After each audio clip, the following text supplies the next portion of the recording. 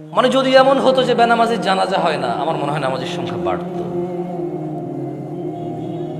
যদি এমন হতো বেনামাজির সাথে কেউ মেয়ে বিয়ে দিবে না, ছেলে বিয়ে দিবে না, আমার মনে হয় নামাজি বাড়তো।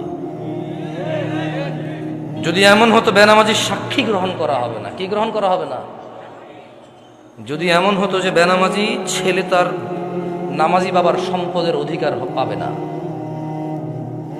তাইলে মনে হয় নামাজি বাড়তো। এগুলো আমি বলিনি, এগুলো মুহাম্মদ সাল্লাল্লাহু আলাইহি সাল্লাম বলছে। বেনামাজি বেওয়ারিশ থাকে, কারো ওয়ারাসাত পায় না। বেনামাজি কি পায় না?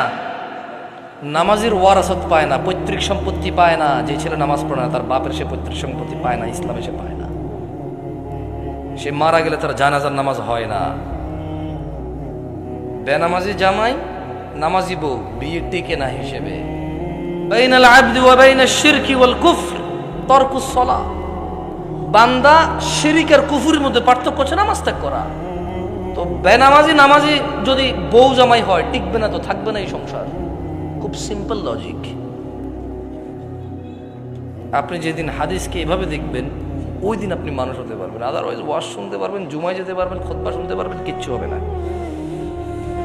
আর আমার মতো লোকজন নিয়ে এসে, আমার থেকে উন্নত লোকজন নিয়ে এসে কতক্ষণ নিজের এলাকার সুনাম করতে পারবেন। প্যান্ডেলে জায়গা হয় নাই রে, বিশাল বড় প্যান্ডেল, মানুষ আর মানুষ, হুজুর কাঁপায়া দিছে, ফাটায়া দিছে। হ্যাঁ, এগুলো পারবে না, কিচ্ছু পারবে না। ঠিক কিনা? এই ঠিক কিনা?